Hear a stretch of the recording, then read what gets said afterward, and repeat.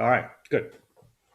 So as I said, we're a little bit behind in terms of the where we are supposed to be.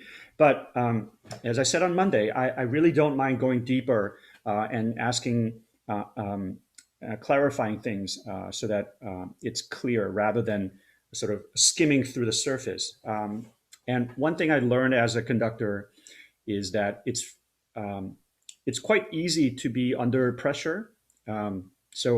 Many of my colleagues talk about learning scores on the plane, which is, um, I suppose that's um, it's an unfortunate uh,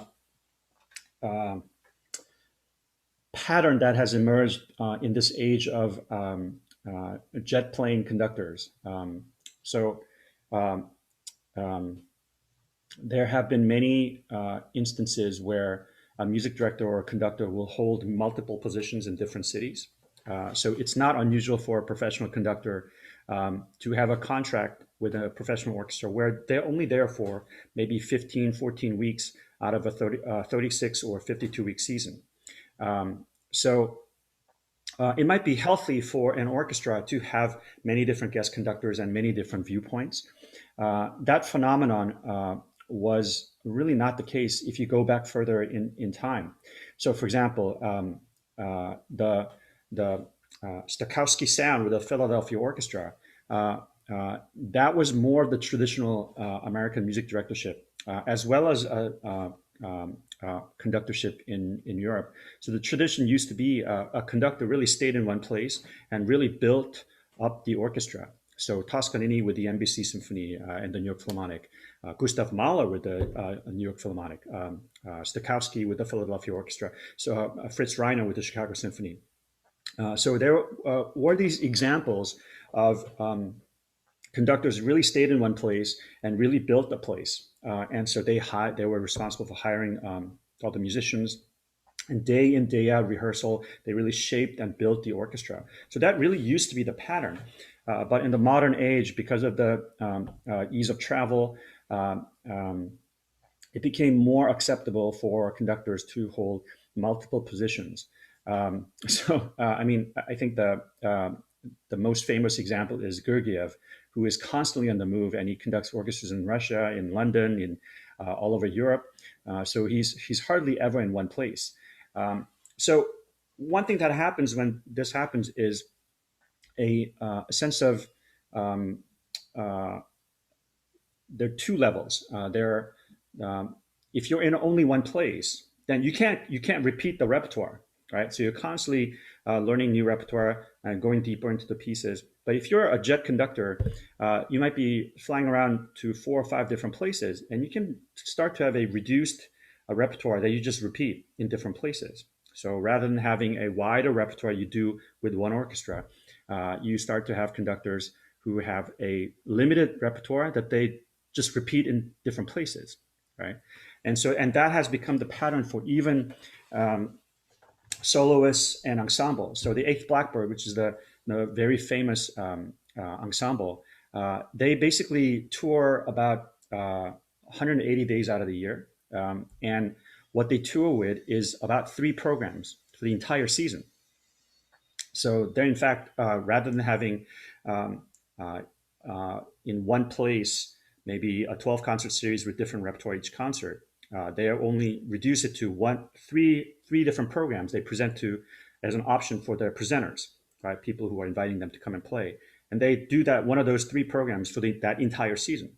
So on one hand, that gives them, you could say, they memorize their pieces and it's a deeper level engagement.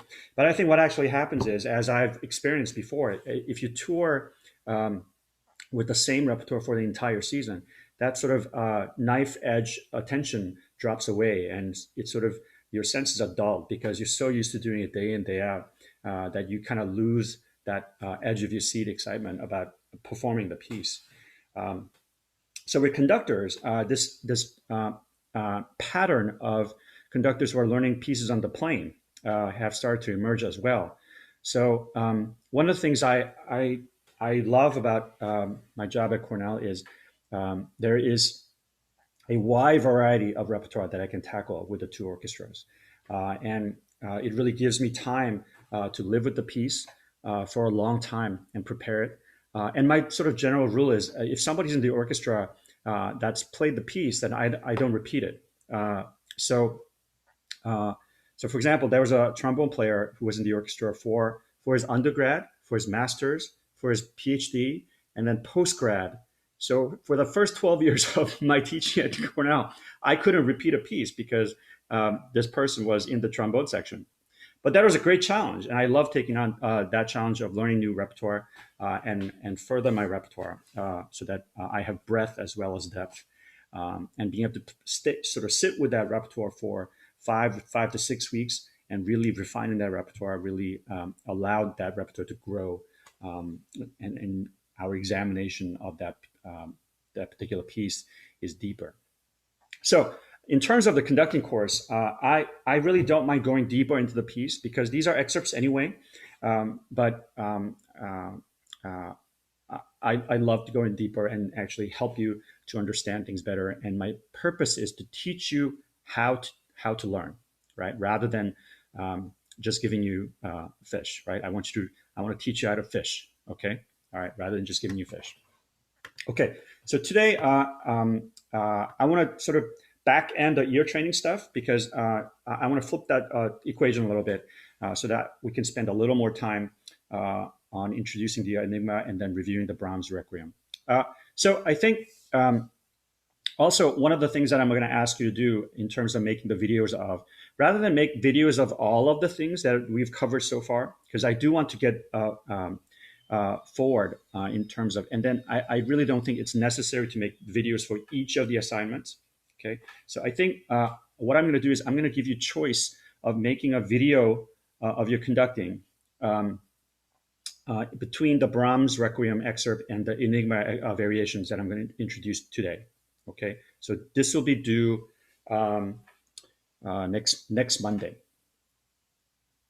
Okay, so if you can make a video of either the Brahms or the Enigma, and then send it to me, then I will send you comments. Okay, so I'll set up an assignment module for it to be due on Monday. Okay, all right. If you're choosing the Enigma, especially because there are a few people absent today, I may give you until Wednesday to finish the assignment because it's the longest. Here, let me show the.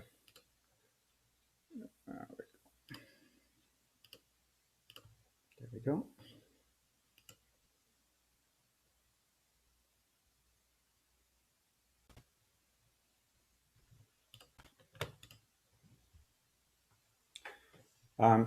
It's the longest excerpt by far. No, what just happened?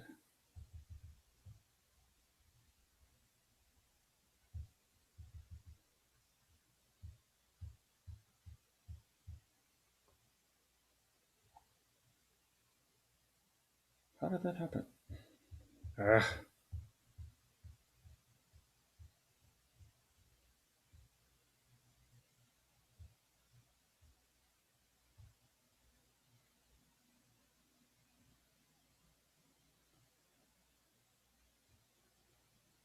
There we go.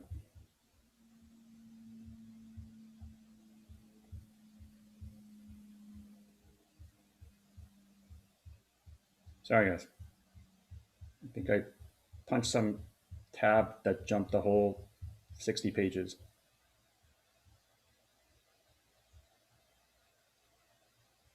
Okay, so the Enigma has two big sections, right? So it's like 6, 7, 8, 9, 40 measures of, and there's a lot in here, right? It's in 4/4, legato e sostenuto, and there are lots of things to show both dynamically, in terms of musical lines. There are things to bring out not just in the primary melodic line, but in the secondary line like this, in this sort of viola line here, right?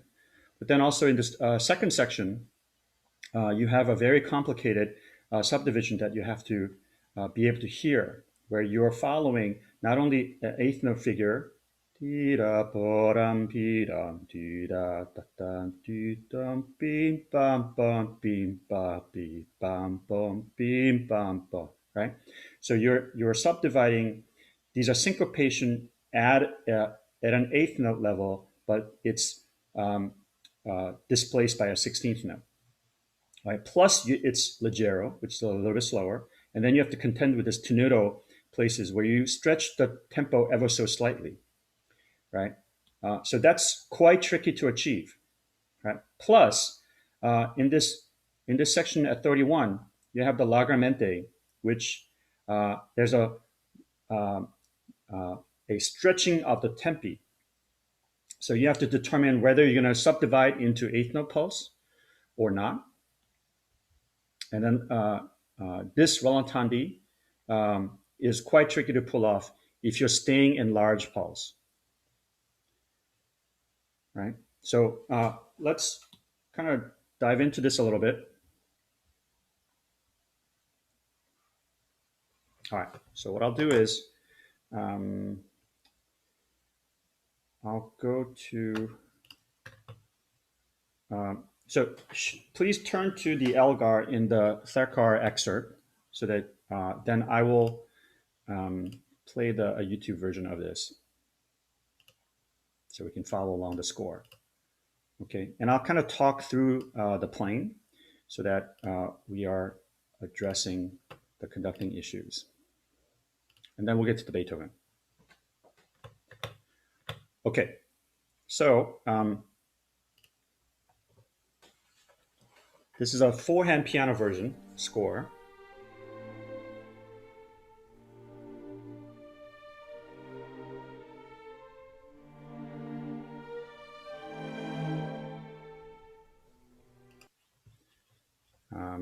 Here, let me go back to a smaller version of this window. So you can, I'll try to demonstrate as, so you can, now you should be able to see the YouTube window, correct? But also still see my conducting, correct? Yeah, okay. All right, so let me go back to the excerpt. I'll lower the screen so you can see my hands. One.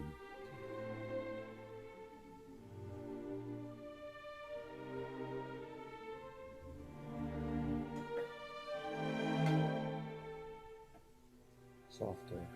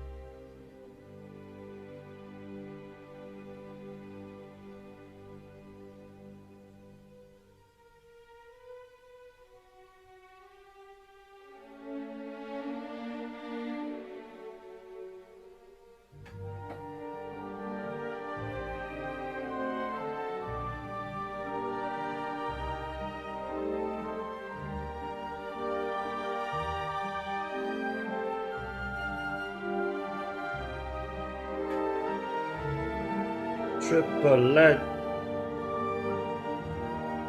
triplet, triplet.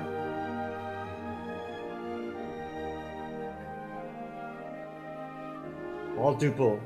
So short to duple rhythm. Counter melody.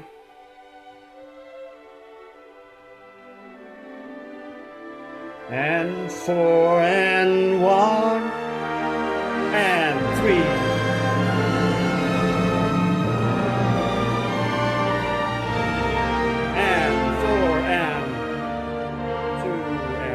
subdivision out.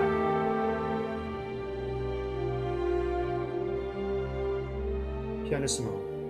Counter melody. 16th. Da, D.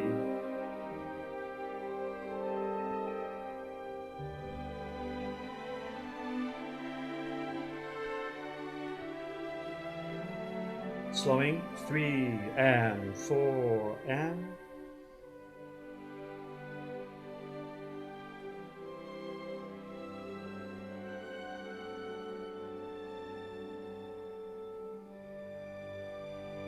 Two, 3, 4, off. So it should be going at least that far, right? So there are many, many things we're trying to have you do in this conducting, right? So first is just highlighting some of the things. In places like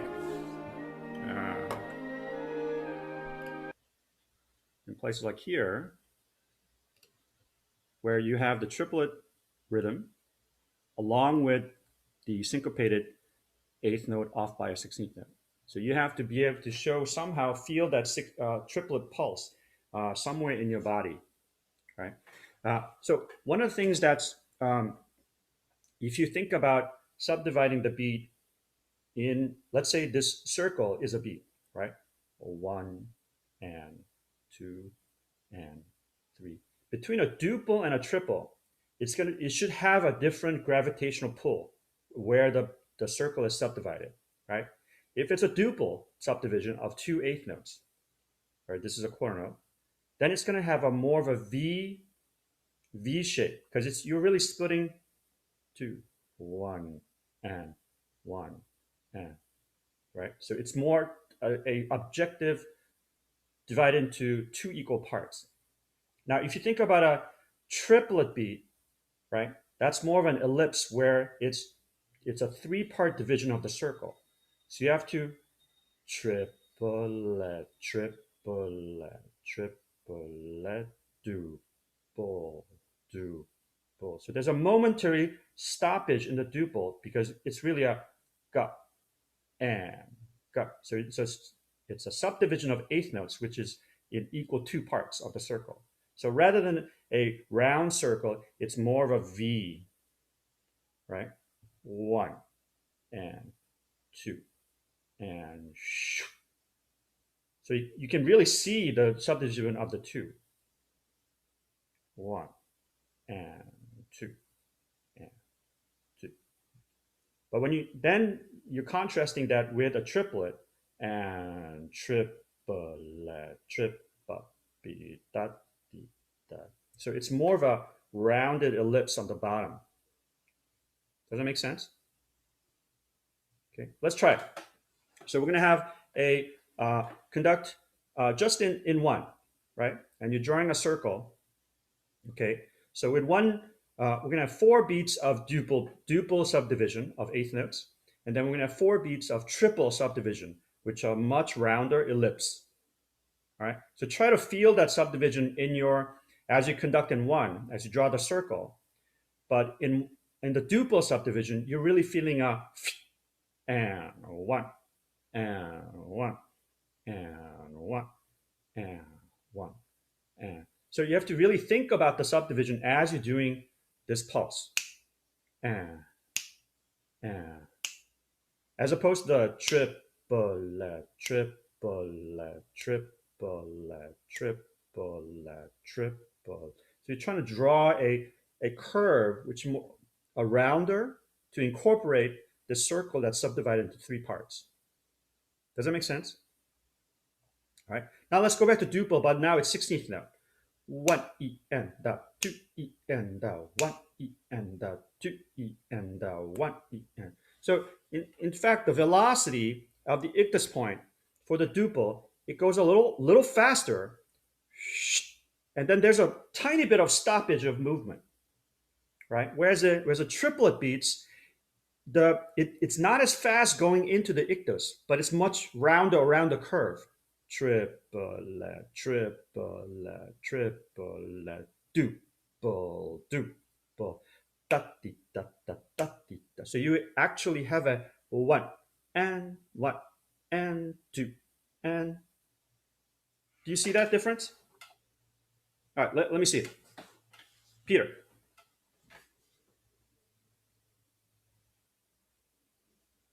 Sorry, between duple and triple for now, or duple and Yeah. So show us like a couple beats of duple, and then switch over to triple. One and two and. Now don't slow down. You have to keep the tempo. And Sorry, I one. had a tempo, and then the latency of hearing you say it, I lined up with you, and Sorry. that's Yeah. So all good. why don't you vocalize so that All we're not dealing with my latency, but it's your. right, 1 and 2 and 3 and 4 and 1 and Good. Now some triplets.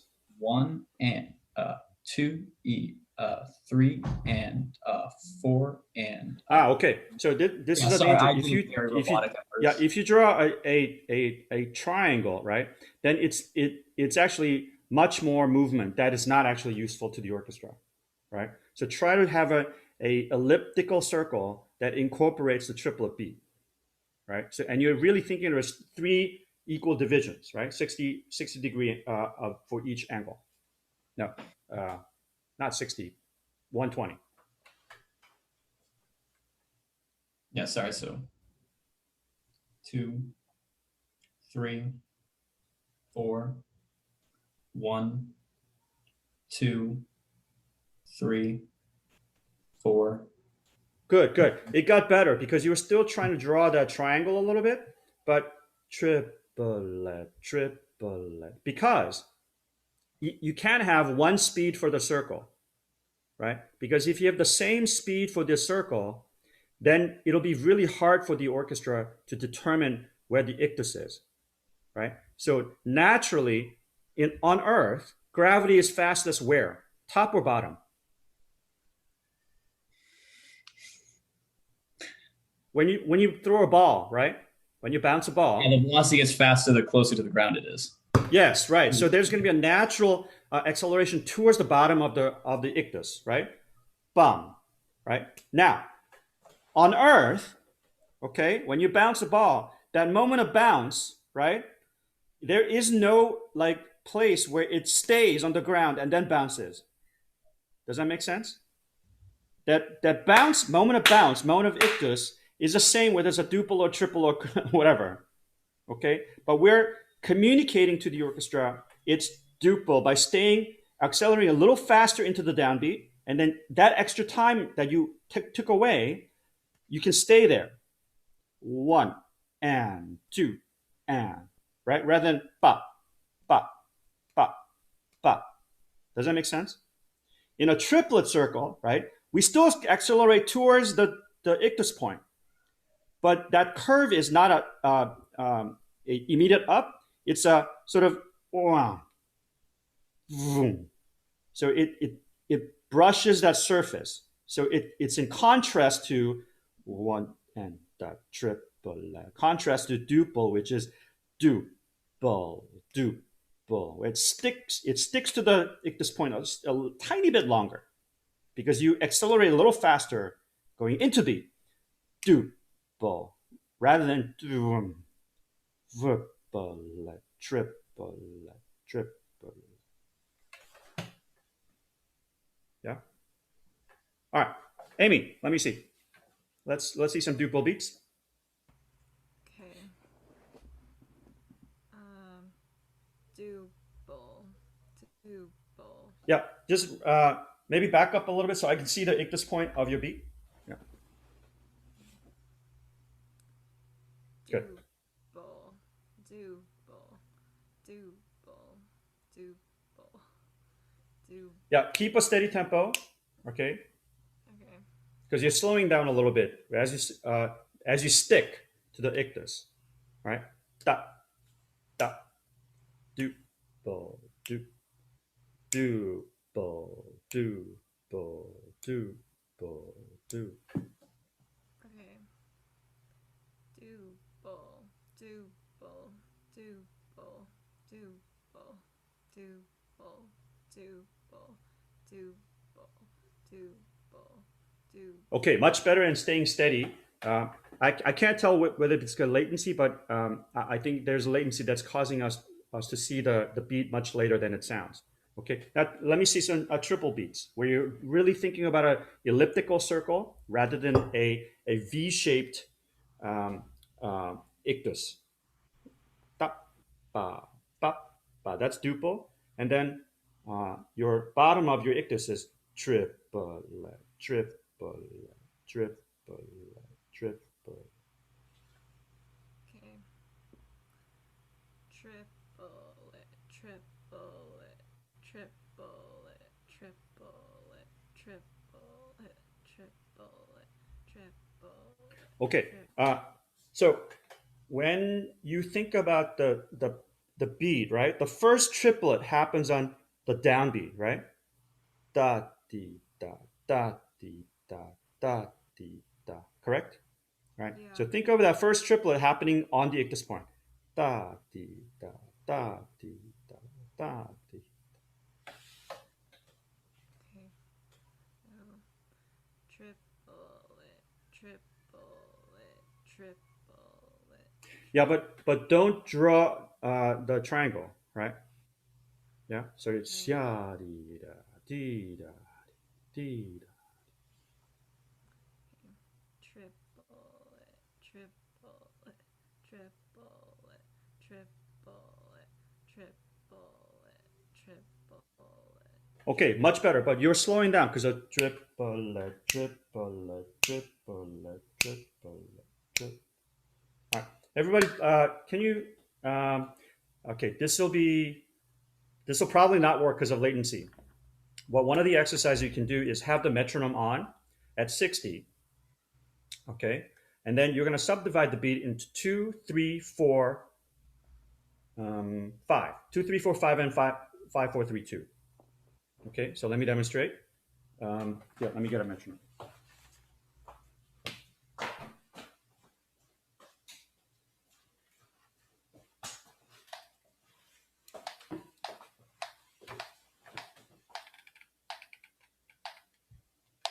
Can you hear my metronome? Is that better? Okay. Okay. So what I'm going to do is I'm going to hear the metronome. That's going to keep me the pulse very uniform. But what I'm going to do is I'm going to each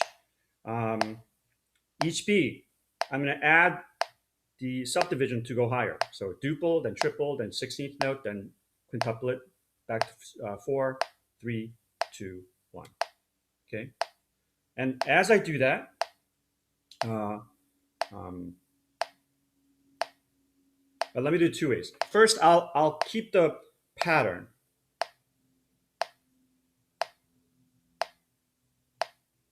Ba, ba, ba, ba, ba, ba, ba, ba, ba, ba, ba, ba, bi, ba, ba, ba, ba, bi, ba, ba, ba, ba, ba, ba, ba, ba. Ba ba ba ba ba ba ba ba ba ba ba ba ba ba ba ba ba ba ba.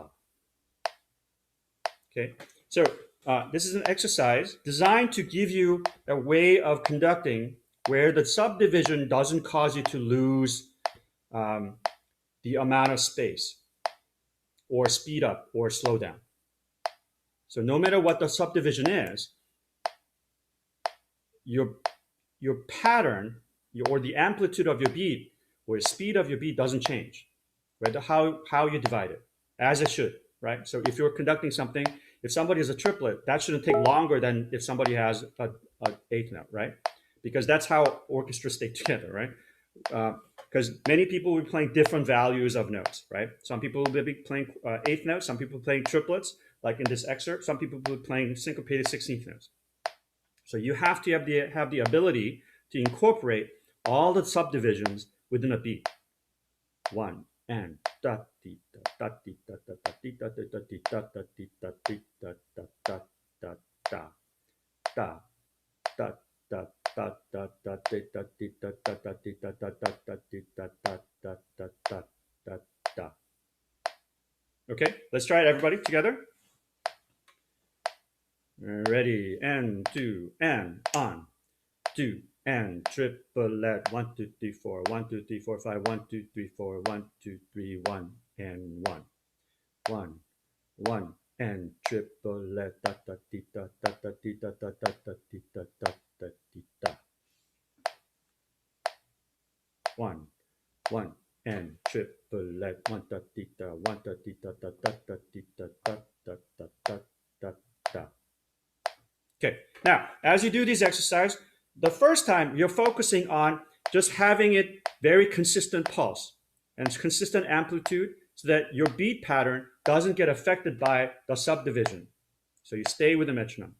But as you get better at that, then you start to think about the different kind of shape the duple versus a triple beat should give you. So a duple beat should give you a more of a V-shaped beat, right? And a triple pattern, triple division should give you more of an elliptical circular beat.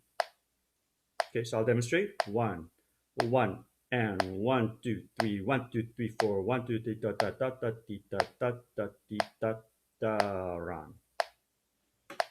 Okay, make sense? All right, Egypt, yeah, Alec?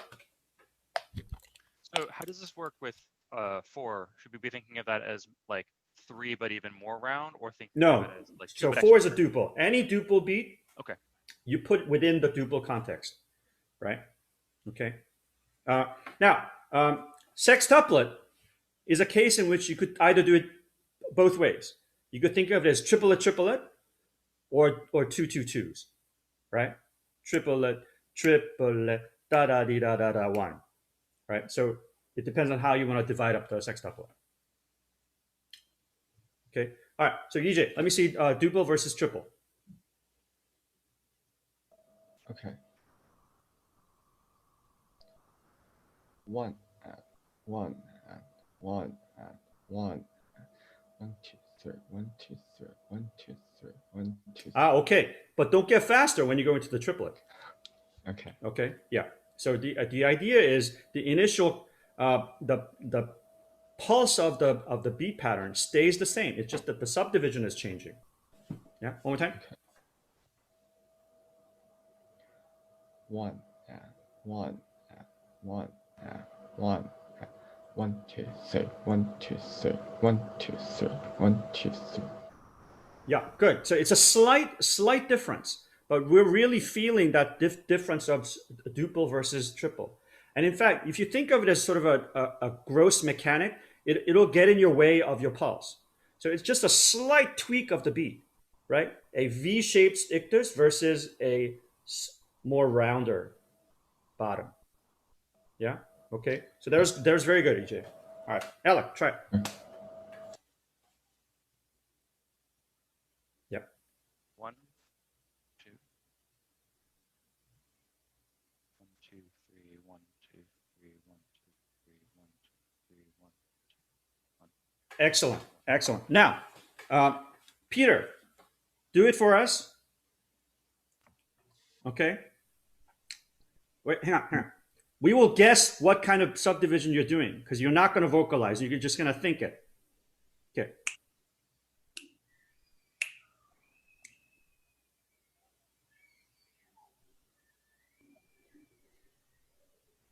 Okay, Alec, what is that? Duple or triple? Yes, I saw triple. Very, very good. Peter, do another one.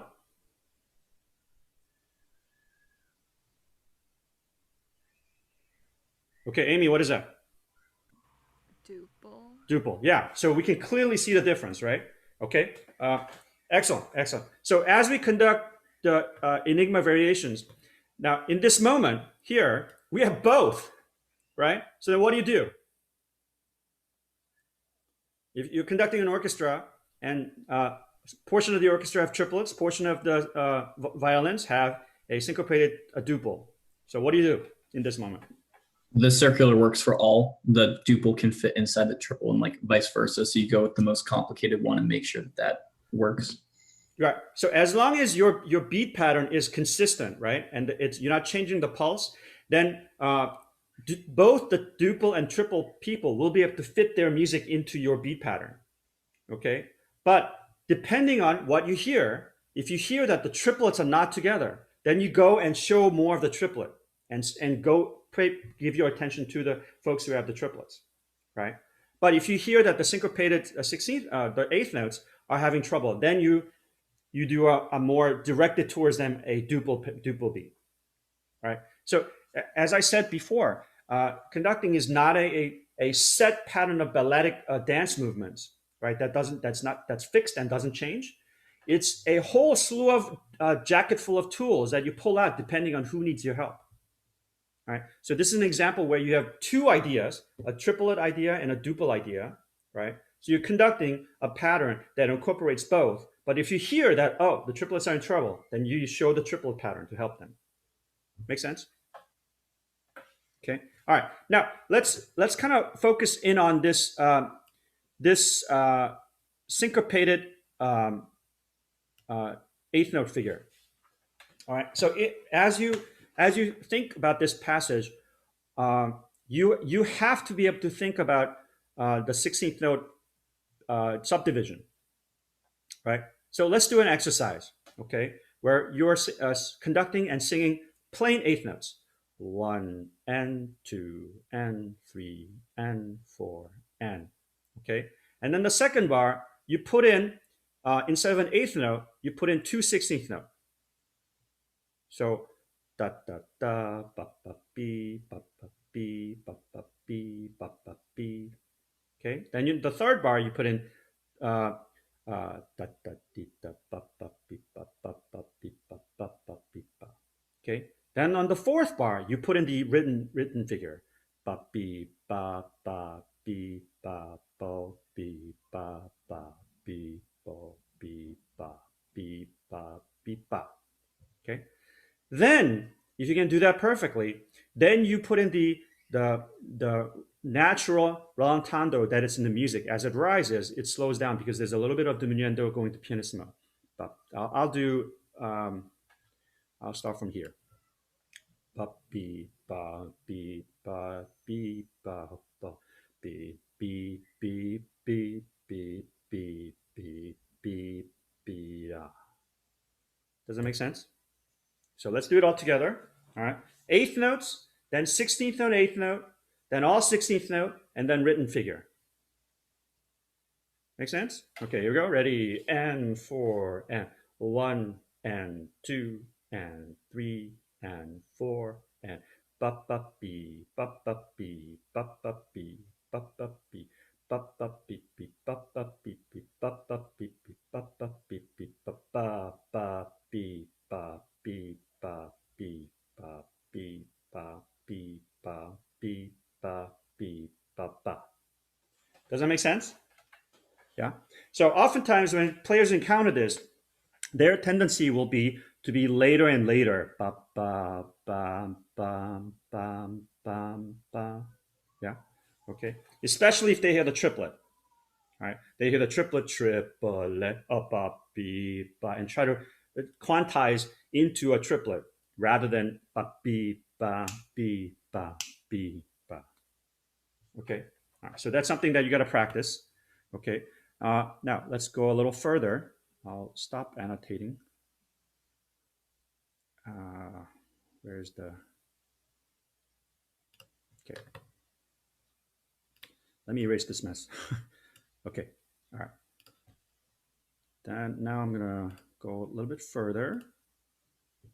No, that's too far.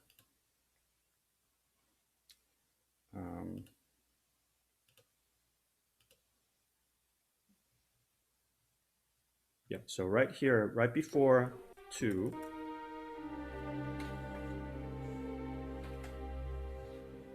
fermata, and then your left hand is holding the fermata, cuts off 1 and 2 and 3 and 4 and 2 and 3 and 4 and 1 and da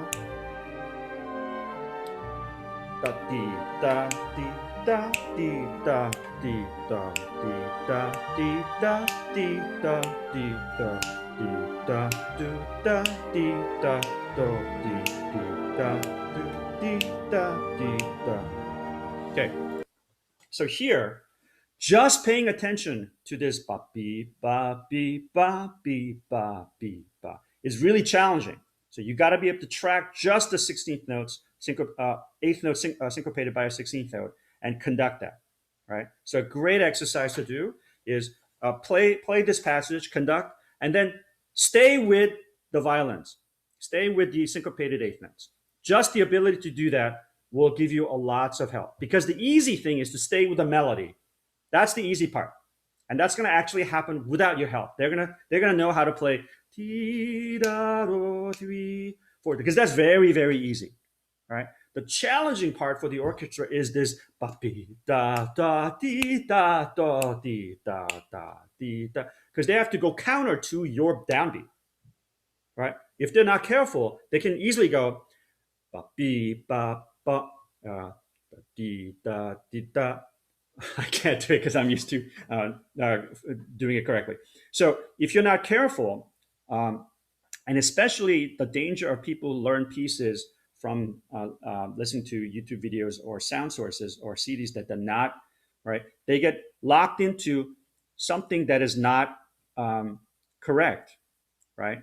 So if you get locked into the syncopated eighth note as being on the downbeat, then you're in danger of conducting a pattern that's in fact getting in the way of the orchestra to be able to play that pattern, right?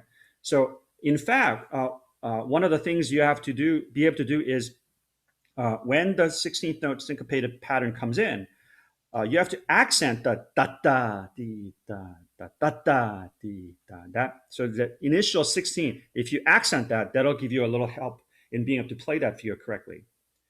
And in fact, you might want to say that to the violins in the beginning. Just accent that first B flat, ba B ba bo B ba bo B ba B ba bo B ba. Right. So rather than in the downbeat, the 16th note tied into a 16th note on the downbeat. There are two 16th notes, right? So one of the trick is whenever you have a passage like this, every bar or so, because they get lost.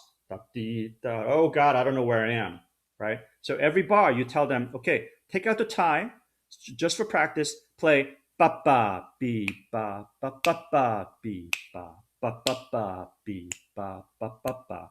So you do it maybe half the bar, ba ba be ba ba ba ba be ba ba ba ba be ba ba ba ba. Once they can do that, then you put in the tie. Da dee da da da dee da da da da dee da da dee da. Obviously, this is easier in a faster tempo. It's harder in a slower tempo. Ba be ba ba be ba bo be ba be ba bo ba be ba bo ba one.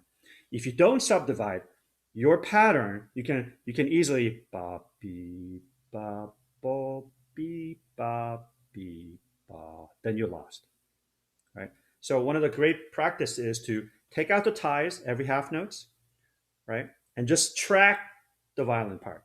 All right, let's do that again. See if you can conduct and track the violin part as it starts to play third bar of two, this syncopated 16th note figure.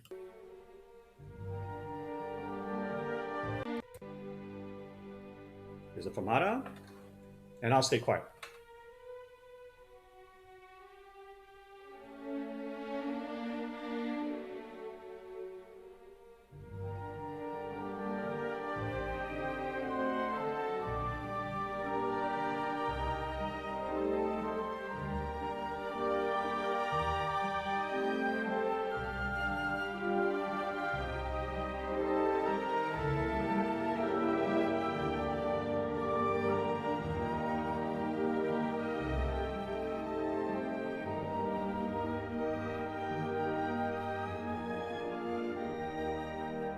Okay, now it'll be for the people who are playing the syncopated eighth note. Is it easier to play off of your beat if it's more of a duple pattern or a triple pattern? A duple, exactly. They need a little bit more sharper edge. Da dee da da dee da, rather than wow wee wow wow wee wow wow wow. Right. So your beat, how it gets the syncopation. Yati da da ba be ba ba, ba, can give that little precise nudge that they need to play that syncopation, right? So if you hear that they're not together, they need our help, then you need to provide a sharper ictus, yati, that's really duple in nature, right? So this is a clear case in which you're conducting what kind of subdivision you're thinking as you play, as you conduct, can actually help the section. Oh, that's a clear syncopated duple beat, duple ictus that I needed to be able to play yappa beep ba beep ba beep ba, rather than tripletu tripletu. And oftentimes conductors will stay with the melody because they are taught to conduct primary line, primary important, right? But in fact, here the hard part is the syncopated eighth note, right? So if you go da da da da da ti da da da, then all the poor violins are like, oh my god, I'm lost. I don't know how to place that syncopated eighth note. All right, so think about that idea of what you need to show to help the people in trouble. Okay, now towards the end,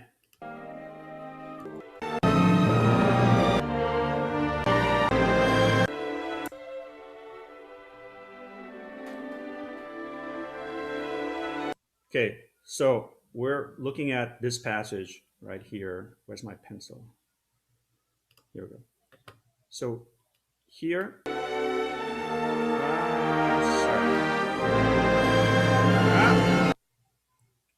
a minute. Here we go. So here, right, it starts this idea, right, and then the forte lagamente here, right. This is pretty much the climax of the movement, right, right, building to here, and then going further on. So let's start from here.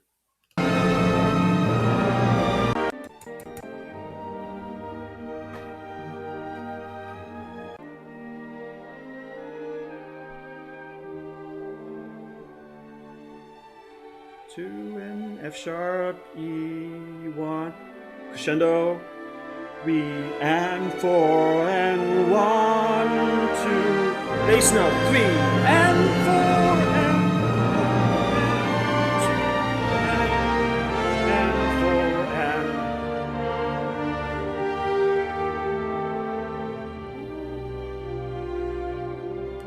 and. So that's the big crescendo climax of the movement of this variation, right? So what is the challenge? The challenge is, how do you show this forte lagamente? Is it the kind of where you go 1 and 2, 3 and 4 and 1 and 2, and do you subdivide the eighth notes, or do you 1, 2, 3 and 4 and 1? You try to be brave and stay in quarter note pulse. Now I'm going to tell you, to stay in quarter note pulse is very, very difficult.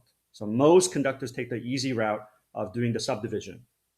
Okay, but what happens is that actually feels like it's going against the descriptive of the music that the composer put. He put forte lagamente. What does lagamente mean? Anybody? Slowly. Slowly, right? So if you all of a sudden you've been going 1, 2, 3 and 4 and 1 and 2, and that doesn't feel like lagamente. It feels like you all of a sudden went twice as fast, right? So sometimes what conductors do is, in order to feel like they're still getting slower, right, they'll actually exaggerate the amount of tempo. So 1 and 2 and 3 and 4 and 1 and 2 and, but then there's a sort of a physical limit to how much slower you can suddenly go, right? So then all of a sudden, maybe the best they can do if they subdivide is about the same tempo, where eighth note becomes about as fast as a quarter note, right? 1, 2 and 3 and 4 and that doesn't feel like it's really getting slower either, right? So the harder, more brave thing that's actually in spirit of the music is to stay in 4, but you actually get slower, right? And you carry, instead of maybe a 6-foot tall tree, now you're carrying a 32-foot tall tree. 1, 2, 3, and 4, and 1, and 2, and it's a very different um, musical feeling. Actually, closer to the descriptive nature of Lagamente, right? But it's harder because you have to show and 4, and 1, and 2. Okay, so I tend to be a person that likes to not subdivide as much as possible. But of course, it depends. If the orchestra can't do it, then you have to show the subdivision, right? But there are many ways to show the subdivision. You don't necessarily have to show 3 and 4 and 1 and 2. You can do 3 and 4 and 1 and 2 and right. So there are many different ways to subdivide, right? So one of the things I would like you to explore in this Lagamente section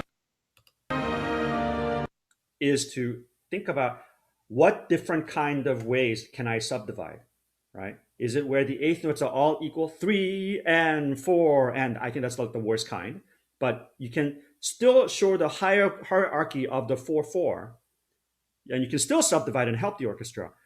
3 and 4 and 1 and 2. Simply by stopping on the downbeat without rebound, you can subdivide 1 and 2 and 3. Now the beauty of that is you can still show the clear pattern of where the quarter notes come, right? If you start doing 3 and 4 and people are like, what beat is that? Where are you, right? So depending on what the music is calling for, you choose a different kind of tool, right? So the range of tools that I'm asking you to think about is the equal eighth note subdivision, right? Unequal subdivision where show the hierarchy of the 4/4, but you're stopping the beat without rebound, right? And then I think the most difficult to show is the 1 and 2 and 3 and 4. So if I break that down a little bit, it's speeding into the downbeat, 1.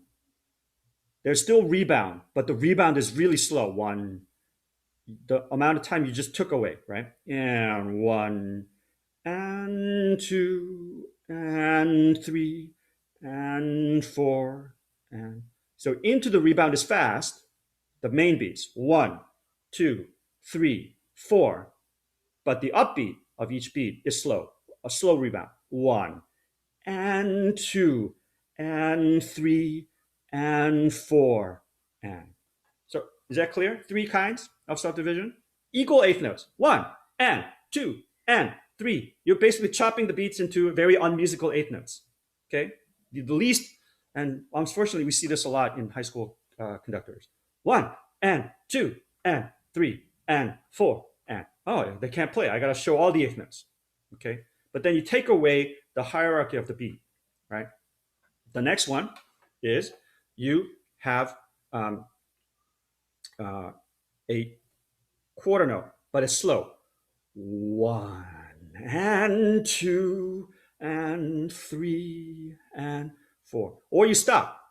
1 and 2 and 3 and 4 and but that's not really showing the end of ones, end of twos, right? So in this case, I would really opt for 1 and 2 and 3 and 4 and so they really feel the Lagamente feeling, right? But it's clear where the subdivisions are. 1 and 2 and 3 and 4. Clear? Yeah. All right. And then this next part, the last part. Here, let me erase. Yeah. This last part from so not only is there a ritardando, then there's a dolce, right?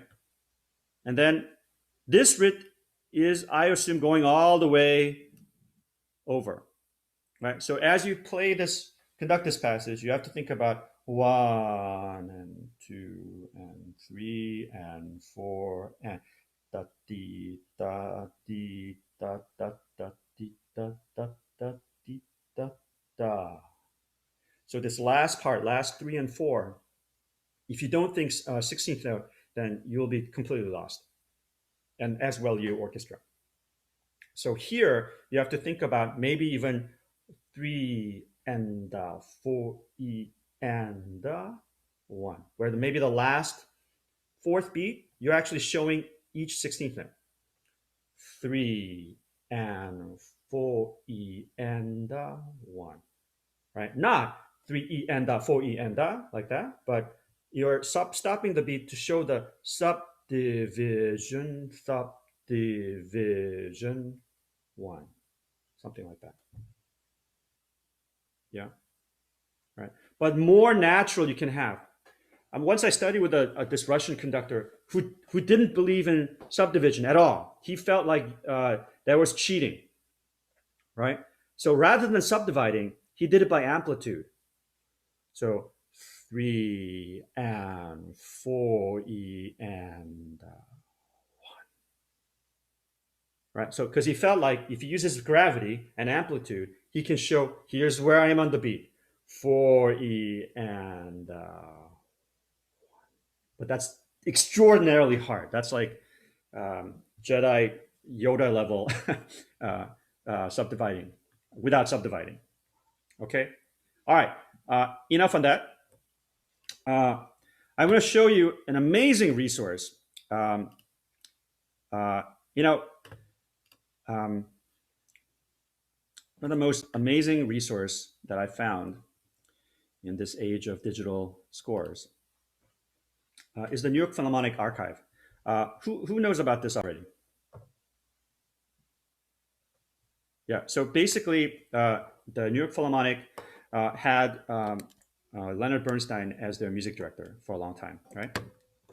And so what they did was they took all of Bernstein's scores and digitized them. So not only can you look at these scores online, but you can actually see his notation, which is amazing. Okay, so let me go to the portion screen. Okay, so I'll put this over here. So this is Beethoven Symphony Number 2, and I'm going to talk about score analysis today a little bit and begin that discussion a little bit. But this is Bernstein's Beethoven Number 2 score, and basically you can see all of his markings, right? His bowing.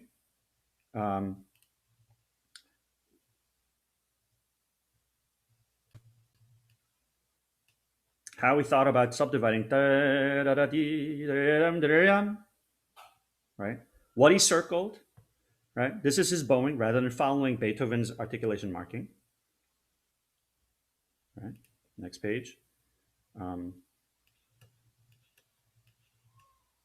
It's really interesting what information he chooses to highlight, right? Here on the third page, he notices that we had a series of sforzando piano, sforzando, and then all of a sudden, no sforzando piano. And he makes it a point in his score to highlight that, right? And it's also curious, the kind of extra dynamics he put in. So original marking for the flute here is piano. But from number of experiences, he knew that both the flute and the oboe entry was always too soft. So he had to rebalance the orchestra. So he put mezzo piano for the flute and oboe entry. Because in a way, they're fighting against the entire first violin section, which is like 16 people versus 1, right? So it's really interesting to go through his score and look at what markings he has. Because then you kind of gain from his experience of working with orchestras for a long time, right? It's an amazing resource that even seasoned conductors don't know about. So oftentimes whenever I'm at a score study process, and I've sort of made a lot of decisions, because also what the danger is, you can just use his markings and learn scores with his opinions, right? Okay, well, maybe you have an orchestra with a really strong flutist that doesn't need to change the dynamic to mezzo piano to be heard. Maybe they can actually play piano and be heard. Okay. All right.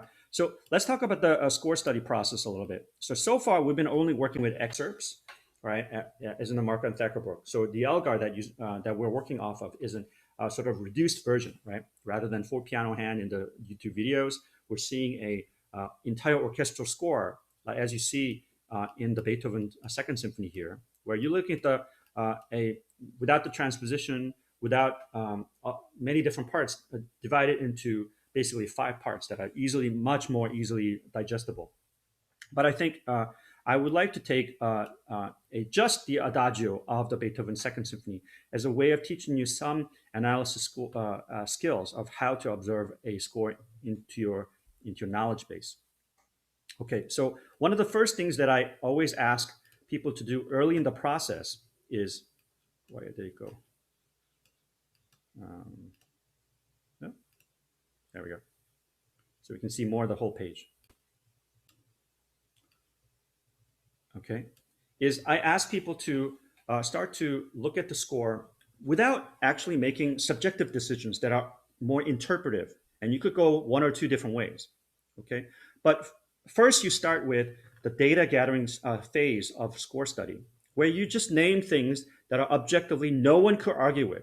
It's 100%. If you asked 100 people, yes, flute plays 32nd note fortissimo. Nobody argues with that. Okay, so the first step in the score analysis process is to go through the piece and name all the details. Okay, so in the beginning, let's just go through it. Everybody mutes off, and then just name objective facts. Just go down the line. Just name it right now. Everybody mutes off. Everyone start. Everyone starts. Who's everybody?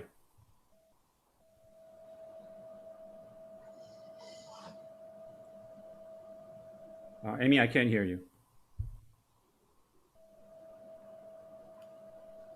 So everybody is the entire string section, right?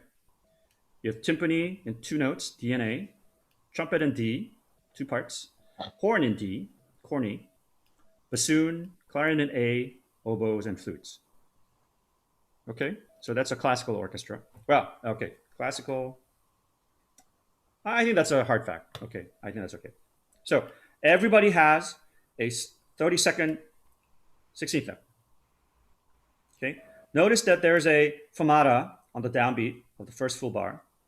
Okay, and that pretty much repeats on the 1, 2, 3, 4th. You pick up into this bar, right? This bar. Right. So oftentimes there is a conflict about this opening figure, because some bad tradition. There we go, making a subjective observation. So this is a trick, right? You have to wait until you have made enough objective observations, objective data points to start to make subjective decisions. Okay, so the danger of listening to a piece like this without doing this process first is you'll often find recordings that elongates that pickup figure, because in a way that was the bad tradition. So instead of playing ba-ba, they'll play bum-ba, right? But the problem is, over here, where you have the flute, clarinet, bassoon figure, yum, da-dum, ba-ba. So what do? Because it's the same thing without the pickup, right? If you play bum-ba, something longer than a 32nd note, bum-ba, dee-da-da-dee-da-dee-da-dee-da, yum, ba-dum, ba-dum, bum-ba. Is that what you're going to do? Well, that doesn't make any musical sense, right? But sometimes conductors have made that choice. Bum ba dee da da dee da.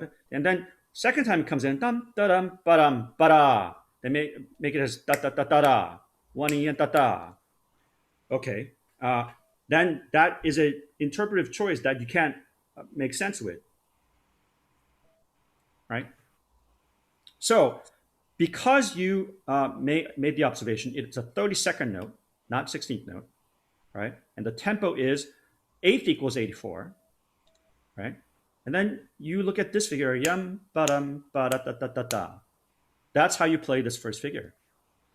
Da-da. All right. Now, second question. You have this figure, the very opening figure, which has a fermata over this note. All right. Now, if I pull the score down, okay. So let me erase all those. Okay. So if you have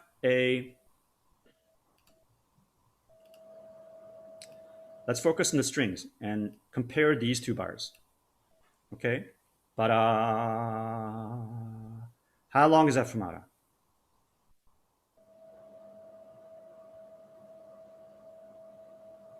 How long is that fermata? Here.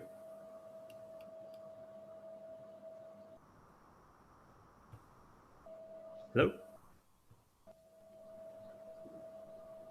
It appears again. Like, No, but hang on. How long is this fermata on the first bar? It's not a trick question. I'm just asking how long the fermata is. The fermata is over our dotted quarter note, right? And then in this bar, almost the same figure happens again, right? But now it's a little bit more reinforced within the low octave or upper octave in the second's case, and a low octave in the viol's case, right? So this figure is repeated, but it's reinforced within additional octaves in the string parts. Okay, and then this initial da-dee-da figure that was in the winds, oboes and bassoon, da-dee-da-da-dee-da-da. This is now in da-dee-da-da-dee in the strings rather than in the winds. Okay, all right. So it's the same music. Same music.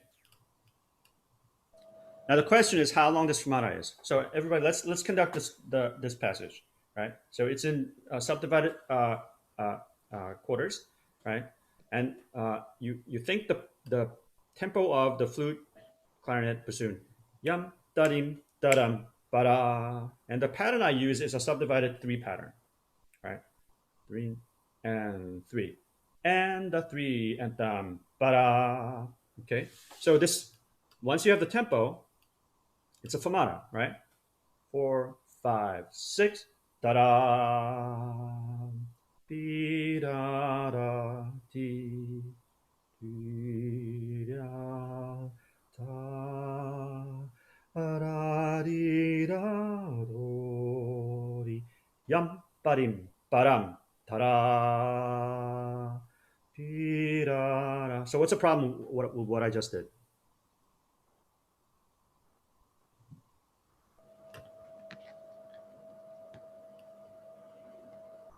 I basically ignored the fermata. I held the fermata for 3/8 notes. Da da, 2, 3, ba dee da. Well, then I just negated this whole.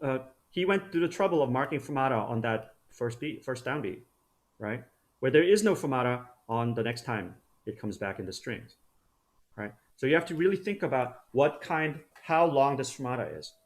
Then already that creates a sense of a technical problem about playing. Okay, so imagine you're an oboe and bassoon player who has to play this melody after the fermata. Depending on how long this fermata is, you have to either take a breath or not take a breath. Now, if you don't take a breath, then you may run out of air, depending on how long the conductor held the fermata. So let me demonstrate. If I hold the fermata long, 5, 6, ba-da, be-da, do, dee, da, oh shit, dee, da, dee, da, right? So then it becomes a challenge. All right, then where do you breathe if you don't take a breath between the fermata and the eighth note. Right? So then comes a interpretive choice you have to make, where as a conductor, you decide not only how long to hold this fermata, okay, but what kind of break there will be, right? So there are basically three options. One, you don't take a break. Da-da, pi-da-da. So there's no opportunity for the wind players to take a breath, right? So you're basically saying it's the same kind of musical thing as da-da at the strings, da-da, dee-da, where there isn't a break. So you say interpretive choice number one is I'm going to not take a break. Right? Number two, I'm going to take a break because it's different. I'm going to hold it long and I'm going to take a big break. 5, 6, ta-da, dee-da-da. Great. Okay, now the wind player says, thank you. Okay, now I can take a big breath. Except that's not what Beethoven wrote. All right? The breath that you see there is not Beethoven's. That's Bernstein's. Do you see that? The breath here and that it's drawn here. Oh, no. Draw. The breath that is put in is not Beethoven's. That's Bernstein's. So Bernstein made a choice of ba-da. He wanted a long fermata to make a difference between the second fermata. Da, dee da dee da dee da dee da dee da, because he wanted that whole phrase to be without interruption, without a breath. Right? But that's not what Beethoven wrote. Okay? Then there's a third option where you put in enough of a pause where the wind players can sneak in a breath, but it's less time. It's not a whole cutoff where you're adding an eighth note. It is not dotted eighth fermata, eighth rest. So you're basically, if you, depending on how long that break is, you can make it a 7/8 bar rather than a 3/4 bar. Ta-da, eighth. Ta-dee-da. Well, you just made it a 7/8 bar. Okay. So the next option is, the third option is, you make the break so that enough time for the wind players to take a breath, but you're not adding an extra eighth note beat. 5, 6, ta-da, ti-da-da. You see what I did? Okay. In the first example, there's no break. Ta-da, ti-da-da. But they can't breathe. Second example, you add an eighth note. Ta-da, ti-da. So you have to cut off and then do another pickup. Ti-da-da. Third way, you do the cut off with the left hand and you prepare the eighth note. Okay? Ta-da, ti-da-da. All right? So cut off, I'll do slow motion. Ta-da. Go. Be-da-da. So you got to practice this because there are three ways of doing this. And if you don't think about it, there's no way you can execute. So everybody, let's do it this way. Let's do the first option A. No break. Okay, here we go. Everybody conduct, right? And 5, 6, famada, pi-da-da. That's option 1. Do it again. Ready?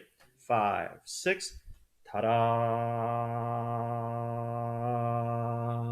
ti-da-da, ti. Okay. Option 2. We're gonna put in a break, a whole break, and then there's gonna be an upbeat to the eighth note. Ready? 5, 6, ta-da, bi-da-da. One more time. Here we go. Ready? 6, ta-da, cut off. Ba-dee-da. Clear? That's option 2. Option 3. As you cut off, as it gets to here, that's going to cause you to do an upbeat. Da. Right? So Da da. Go. Be da da. One more time. Here you go. I'll do slow motion. Da da. Be da da. So then the beauty of the third version is you're actually doing what the music is asking you to do. Give fermata enough time for the wind players to take a breath without adding an eighth note rest, because you haven't done a complete cutoff. So this is an example where technique cannot dictate your interpretation. Right? So if you can execute the third one, and you got to practice it, ta-da, be-da, because that's different, ta-da, dee-da-da. That's much easier because it's two separate events. Cutoff, upbeat, da-dee-da. Right? Is that making sense?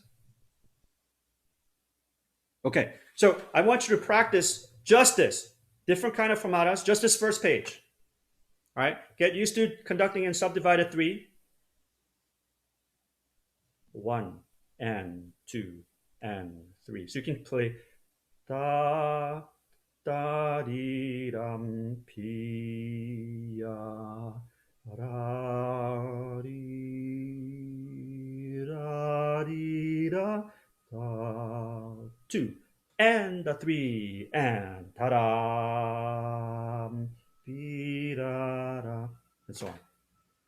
All right, so just work on this first page. So you're used to conducting in the subdivided 3 pattern, right? Be able to get out of the 3 different options of the fermata, and then be able to um, do this bar where you're here without interruption going on. Ba-da, pi-da-da. Okay.